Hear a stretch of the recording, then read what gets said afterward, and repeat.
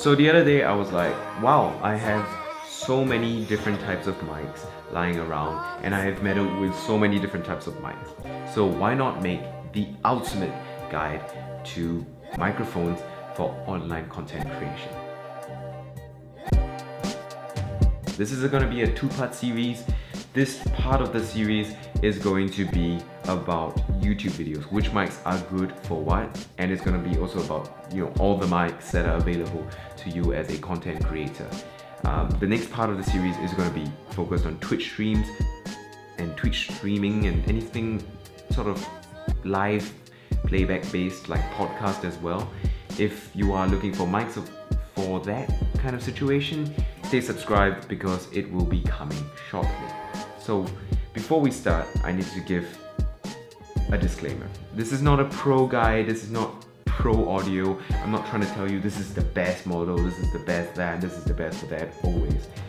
Everything is flexible in this world. If something fits you better, go for it. This is just my general guide to the types of mics out there, to the types of setups out there, their advantages, their disadvantages, and why you might want or might not want to get them. So let's get on with it.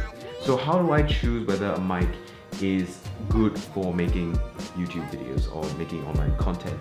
And to me, there's three factors. So the first is obviously audio quality. If it sounds like ass, don't get it. That's pretty easy to understand. Having good audio quality is crucial to retaining your audience, to making good videos that people actually want to watch, because good audio is better, more important in my opinion than absolutely brilliant video quality. So good audio is crucial. Number two is versatility. Your microphone has to fit what you're trying to produce. So if you're trying to shoot outdoors a lot, don't get a USB microphone. It's not going to work. But if you say only trying to shoot inside your bedroom, then a USB microphone might be the right choice for you. So there's a lot of different aspects and a lot of different things here, and they have different tasks and different strengths. So you need to be careful and you need to choose the right mic that is versatile enough and fits your needs. Now the third thing that I think is super important when considering a microphone for making YouTube videos and online content is workflow. How heavy is it when it impacts your workflow? Does it slow it down a lot or does it speed it up a lot? Does it keep everything the same? So that is important to me because when you're making YouTube videos, usually you want to be making a good amount, maybe at least once a week. And if YouTube is a part-time thing, it's a hobby, then you're going to want to have, something that doesn't slow you down. So if you've got 6 hours a week to make a video, if it takes 40 minutes to set up and edit and post, then you won't want a microphone like that. Having a better workflow is going to save your ass at the end of the day when you're trying to pump out videos. So yeah, that's that. So those are the criteria. Let's talk about the microphones. So the first thing I want to say is don't use your onboard camera microphone or your webcam microphone. It's not good. Don't even think about it. It's just bad. Seriously, it's not meant to be used. It's put there for scratch audio, for people to sync up audio and video tracks, and it's just generally not recommended and just not a good idea flat out to use it. So another mic you might be using or might be thinking of using is something like a headset mic. The mic that comes with your gaming headset, or the mic that comes with your earphones that came with your phone for like video calls. While this might be good, especially if you've got a really good gaming headset like the Sennheiser PC37X Mesh Drop Edition. Subscribe if you want to see that review. Then yeah, okay, if the mic is this good, then sure, it might be a good option. But if you are someone who has a very gaming headset, crappy gaming headset thing going on, don't use the mic on there. It's not going to be much of an upgrade over your camera's built-in mic, because these mics are generally built for video chatting, for chatting online and gaming online, rather than specifically recording audio for making videos that is clear, audible, and of good quality. Now another recommendation that a lot of people actually give is field recorder. This is not a field recorder, just imagine this is a field recorder. But basically field recorders are all-in-one systems that have usually a microphone on them, an audio interface so that you can plug in mics in the future, and it records to SD cards or to USB, and it usually is used for recording audio separate to your camera. Now the advantages to this is audio quality is great because it skips the preamps in your camera. It sounds good because usually they put great mics on these field recorders like the Zoom H1N or H4N. It's a good way to have things organized and sound good. It's also very versatile because you can put a dead cat on it and bring it anywhere you want. You can put it anywhere in the room if you want to. You can carry it if you want to anywhere, and it's super convenient and super versatile. However, the disadvantages to a field recorder are mainly that it's going to slow down your workflow. In my opinion, I never wanted to use field recorders because I had to record to either another SD card or to USB, and then having to sync up the audio in post would slow me down like in 5 minutes. To me, the added points of failure of recording on separate tracks, so maybe I might forget to hit record, I might forget to adjust the mic levels properly because they're a separate system for my camera. To me, that slowed down my workflow, and that's why I don't have any field recorders anymore, and that's why I don't consider using them. However, if you make videos maybe one every 2 weeks, you're trying to upload once every 2 weeks, you're doing a slow upload schedule that doesn't require such fast turnovers and efficiency as I try to aim for, then a field recorder is actually a good choice because usually the audio quality it provides is top-notch for what you pay,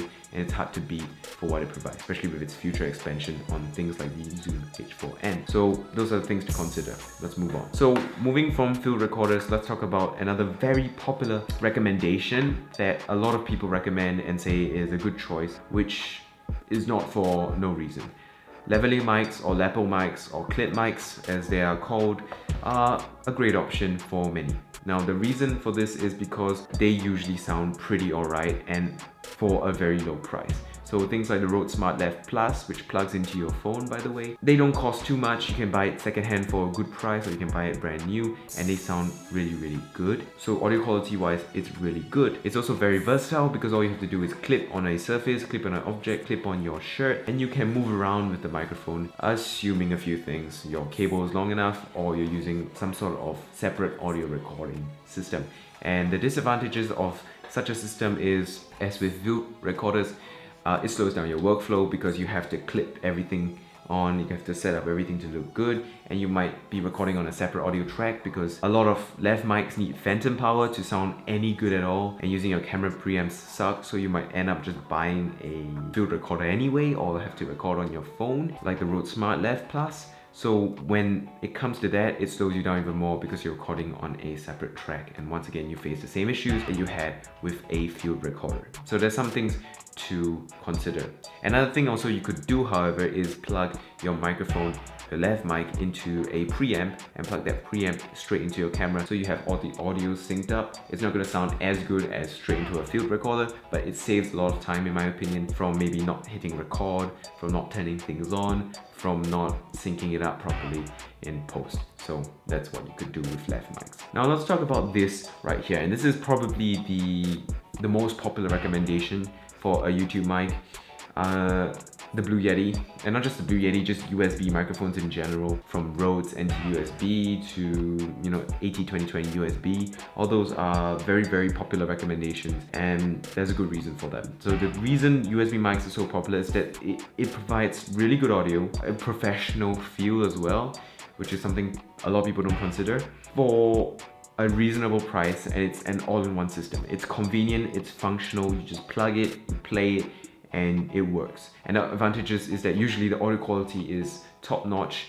if not superb, not for music production or films obviously, but for YouTube videos, usually it's more than enough and more than sufficient. It usually has a lot of great features as well, such as different pickup patterns, cardioid, super cardioid, all that kind of stuff. Usually have like gain controls on here, which is something that you might appreciate as a YouTuber. However, there's some more disadvantages here. So one of the disadvantages is that while it is quite versatile, it can do a lot, it is also quite limited in some aspects. USB mics need a stand or some sort of mic boom arm, so that limits them or adds extra cost to the setup. If you want to move them around, it might be a bit clumsy because they have to be tethered to a computer through a USB cable. So you might need a longer cable, or you might need to move your laptop around to use your mic in different parts of wherever you're shooting. And also, it's not something you would bring out, obviously, because it's bulky and it picks up a lot of noise because it's such a sensitive cardioid microphone. Most USB mics are cardioid, so because it's so sensitive, it's also not suitable for outdoor use. So those are the reasons why it might not be as good for you. But for what it is, USB mics are also a great option. Now let's talk about my particular setup, because this is a very popular kind of setup. It's a shotgun microphone setup, and there are XLR shotgun microphones, but I use a normal 3.5mm built-in preamp shotgun microphone. I use a Rode VideoMic Pro. It's got a built-in preamp, it's got a shock mount on there. I mount it on a mic boom arm and it records audio straight into the camera. Because of the built-in preamps, I don't have to worry about using the camera's preamps much, so the audio sounds decent, doesn't sound too noisy because of Rode's really decent built-in preamps.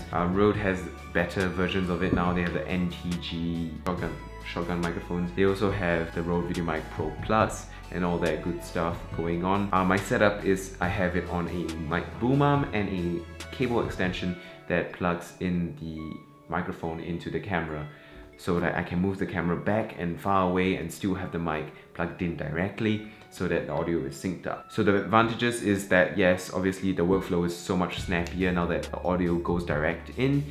The audio quality is also really not that bad. It doesn't take too much setup. I just need to point the mic roughly to where I'm speaking. I need to set it up a little bit and it works. It's very versatile. I can take it outdoors, I can vlog with it, I can travel with it, I can go to different places with it, and it will still do a good job recording audio. So that's why I like it so much. And all around, I think this is probably one of the most popular setups, and for good reason. And the disadvantages are, of course, while the audio quality is good, it could be better. And another thing is that it picks up a lot of audio from the surroundings as well. It doesn't sound as good as a cardioid USB microphone or cardioid XLR microphone. And it's also a bit limited because it's limited by the preamps that the manufacturer decided to put inside a shotgun microphone like this. So this is like a prosumer shotgun microphone. Let's talk about XLR mics now. So XLR mics, there are a huge variety of XLR mics for all purposes. This is an AT2050 that I use. It's mainly for recording vocals for music production.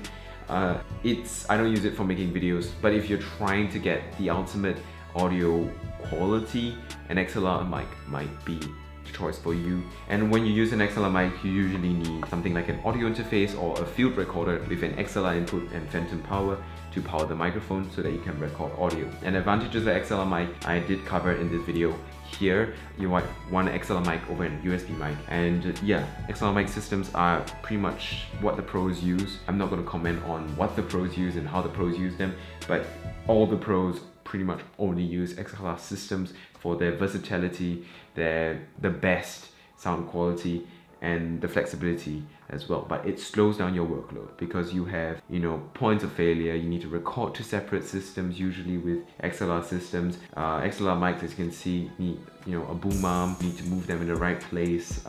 Even with an XLR shotgun microphone, usually you're going to need to have some sort of mic boom arm and point it in the right place. So if you are doing a high value production like MKBHD or Linus Tech Tips, XLR is the kind of thing you're using. If you are trying to pump out content, I would say stay away from XLR, even though it's a superior system to USB or built-in preamps or gaming headset or lavalier, cheap lavaliers connected to your phone. I would say stay away from it unless you are really trying to get the ultimate in quality, or you have a lot of money and time to put into making your videos.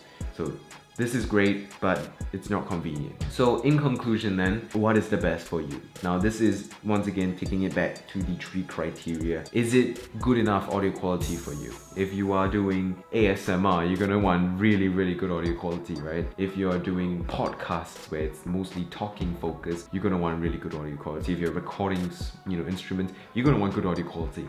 But in some cases where it's just commentary channel and you just want to be able to be reasonably audible and absolute audio quality isn't the most important, then maybe you want to consider something more convenient, more versatile, more fitting of your purposes like a good gaming headset mic or a lavalier mic or USB mic, instead of something that's of absolutely brilliant quality. So audio quality it really depends on what kind of content you're creating, and versatility, once again, it comes into play all the time. You need to get a mic that fits you. And finally, workflow.